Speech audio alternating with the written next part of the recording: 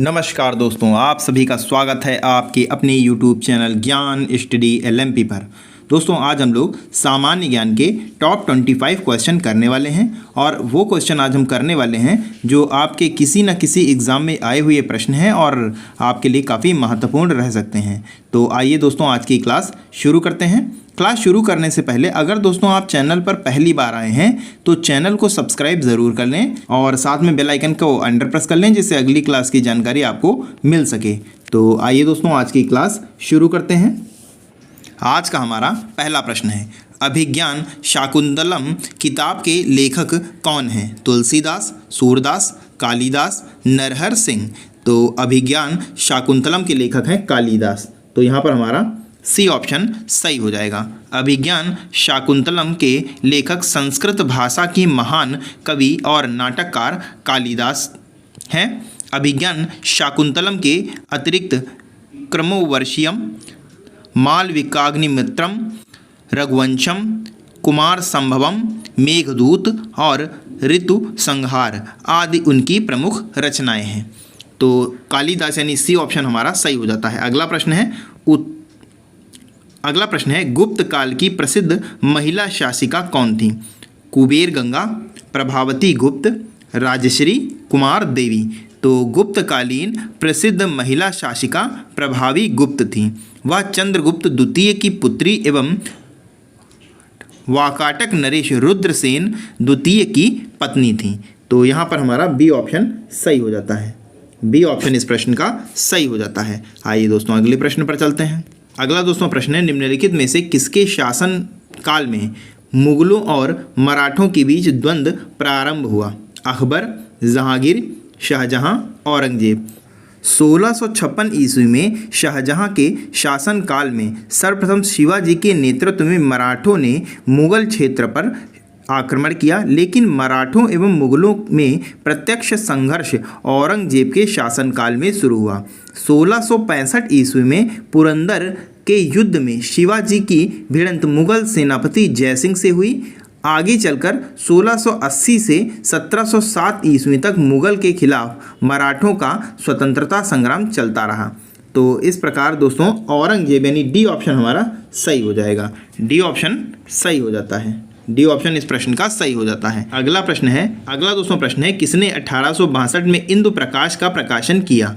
Justice Ranade, VN मांडलिंग और C option में नवजीवन चंद्र राय और डी ऑप्शन कोई नहीं।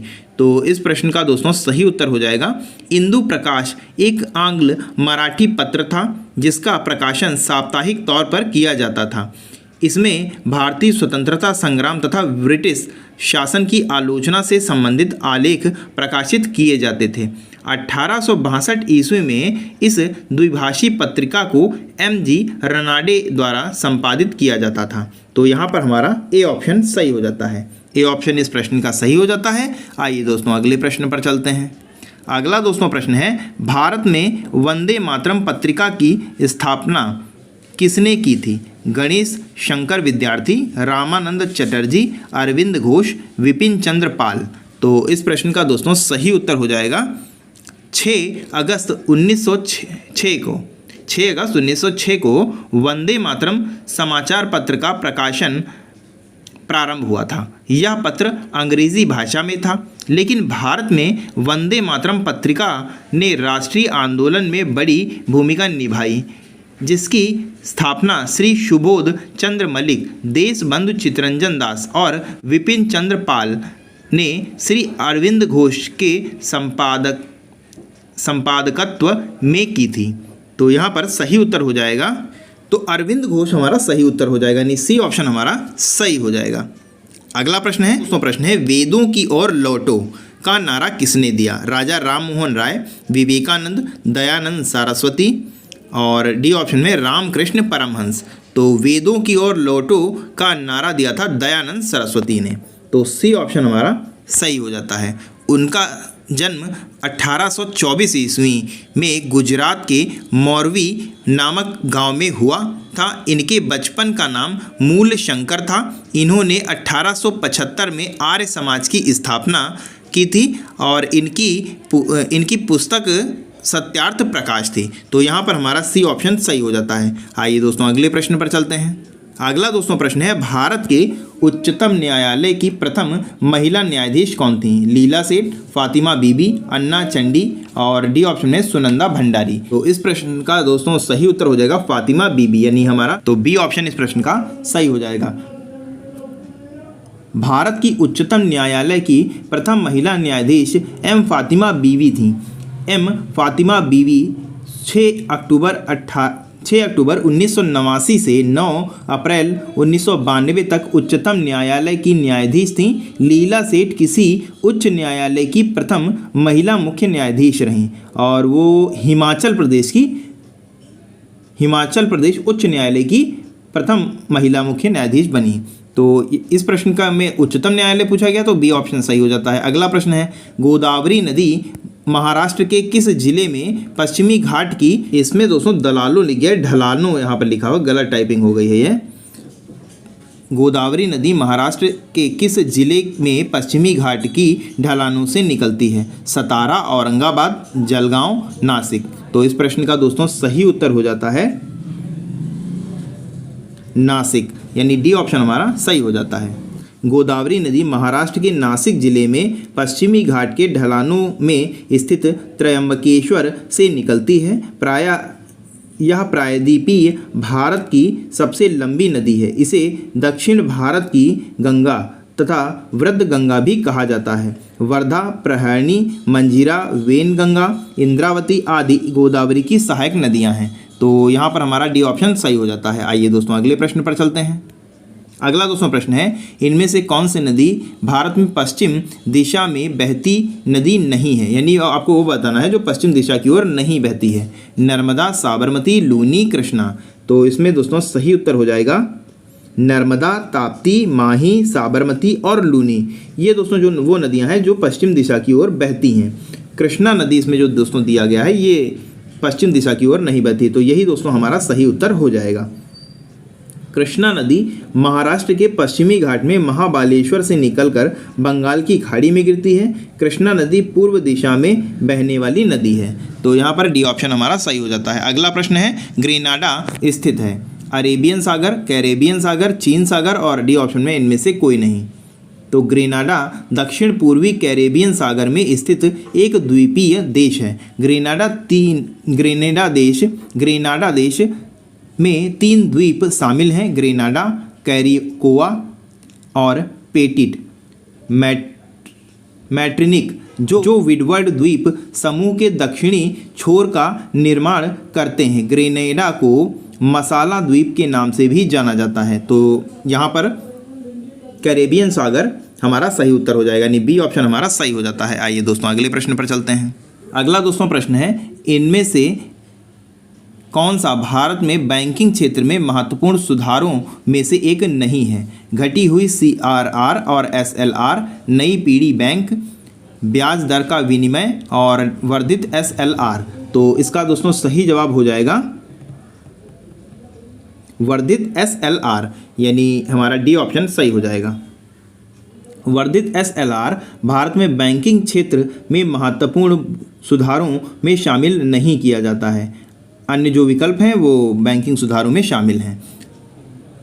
12 नंबर का प्रश्न है जनसंख्या के मामले में उत्तर प्रदेश भारत के राज्यों में किस पायदान पर है? तीसरा, चौथा, दूसरा, पहला। तो जनसंख्या की दृष्टि से उत्तर प्रदेश जनसंख्या के आधार पर भारत के राज्यों में उत्तर प्रदेश का पहला स्थान है। इसके पश्चात महाराष्ट्र, बिहार और पश्चिम बंगाल का नंबर आता है। तो डी ऑप्शन सही हो जाता है। आइए दोस्तों अगले प्रश्न पर चलते हैं। 2011 की जनगणना के अनुसार उत्तर प्रदेश का सबसे अधिक जनसंख्या वाला शहर कौन सा है? कानपुर, लखनऊ, बरेली, गाजियाबाद। तो इस प्रश्न का दोस्तों सही उत्तर हो जाएगा गाजियाबाद। तो यहाँ पर सी ऑप्शन हमारा सही हो जाएगा। अगला प्रश्न है, उत्तर प्रदेश का राज्य पक्षी कौन सा है? मोर, सारस, तोता, कोयल। तो उत्तर प्रदेश का राज्य पक्षी सारस है। तो बी ऑप्शन हमारा सही हो जाएगा, बी ऑप्शन सही हो जाएगा। उत्तर प्रदेश का राज्य पक्षी सारस है। सारस विश्व में सबसे लंबा उड़ने वाला पक्षी है। इसका वास स्थान दक्षिण एशिया है। सारस का वैज्ञानिक नाम की अगर हम बात करें तो ग्रास एंटीगोन है, जो अब भारत में ही सीमित है, जबकि अन्य प्रजाति एस एंटीगोन शार्पियाई भारत में असम से वियतनाम और यहाँ तक कि ऑस्ट्रेलिया में भी पाई जाती है। तो यहाँ पर बी ऑप्शन सही हो जाता है। आइए दोस्तों अगले प्रश्न पर चलते हैं। अगला दोस्तों प्रश्न है, निम्नलिखित में से कौन सा उत्तर प्रदेश का राजकीय पशु है?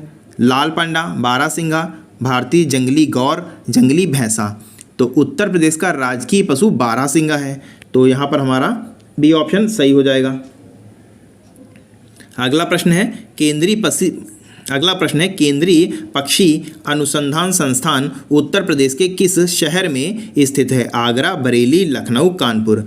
तो इसका दोस्तों सही उत्तर हो जाएगा केंद्रीय पक्षी अनुसंधान संस्थान उत्तर प्रदेश के बरेली शहर के इज्जत नगर में अवस्थित है। तो यहाँ पर हमारा बरेली यानी बी ऑप्शन सही हो जाता है। आइए दोस्तों अगले प्रश्न पर चलते हैं। अगला दोस्तों प्रश्न है, वसा में घुलनशील विटामिन कौन सा नहीं है? Vitamin A, vitamin D, vitamin के, विटामिन बी और सी। तो इसमें दोस्तों सही उत्तर हो जाएगा विटामिन बी और सी। बी और सी विटामिन वसा में घुलनशील नहीं है। जल में घुलनशील विटामिन पूछे जाए तो बी और सी सही हो जाएंगे। यहाँ पर नहीं पूछा गया है, और तो बी और सी जल में घुलनशील है, वसा में घुलनशील नहीं है। तो बी और सी हमारा सही उत्तर हो जाएगा। अगला प्रश्न है, किण्वन प्रक्रिया द्वारा उत्पादित पहला विटामिन कौन सा है? Vitamin C, vitamin A, vitamin बी12, विटामिन डी। तो इस प्रश्न का दोस्तों सही उत्तर हो जाएगा किण्वन प्रक्रिया के द्वारा सर्वप्रथम उत्पादित विटामिन सी है। तो ए ऑप्शन हमारा सही हो जाएगा। आइए दोस्तों अगले प्रश्न पर चलते हैं। अगला प्रश्न है, एक नाभिक में प्रोटॉन और न्यूट्रॉन को बांधने वाले बल को क्या कहते हैं? विद्युत चुंबकीय बल, दुर्बल नाभिकीय बल, गुरुत्वाकर्षण बल, नाभिकीय बल। तो इस प्रश्न का दोस्तों सही उत्तर हो जाएगा, एक नाभिक में प्रोटॉन और न्यूट्रॉन को बांधने वाले बल को क्या कहते हैं? विद्युत चुंबकीय बल, दुर्बल नाभिक बल, गुरुत्वाकर्षण बल, नाभिकीय बल। तो इस प्रश्न का दोस्तों सही उत्तर हो जाएगा, परमाणु में नाभिक में स्थित प्रोटॉन एवं न्यूट्रॉनों को बांधने वाले बल को प्रबल नाभिकीय बल कहते हैं। तो डी ऑप्शन हमारा सही हो जाता है। अगला प्रश्न है, जब बेकिंग पाउडर में पानी मिलाया जाता है तो कौन सी गैस निकलती है? Oxygen, carbon dioxide, nitrogen, hydrogen. Baking powder का उपयोग विभिन्न प्रकार के व्यंजनों के निर्माण में किया जाता है। बेकिंग पाउडर में जल मिलाने पर कार्बन डाइऑक्साइड गैस निकलती है। तो यहाँ पर हमारा बी ऑप्शन सही हो जाएगा। तो दोस्तों आज के लिए बस इतना ही। कैसी लगी आज की क्लास कमेंट करके ज़रूर बताएं, और अगर किसी भी प्रश्न में आपको कोई भी डाउट हो तो आप कमेंट बॉक्स में पूछ सकते हैं। और दोस्तों अगर आज की क्लास आपको पसंद आई हो तो वीडियो को लाइक करें और ज़्यादा से ज़्यादा शेयर करें। तो मिलते हैं अगली क्लास में, तब तक के लिए नमस्कार, जय हिंद, जय भारत।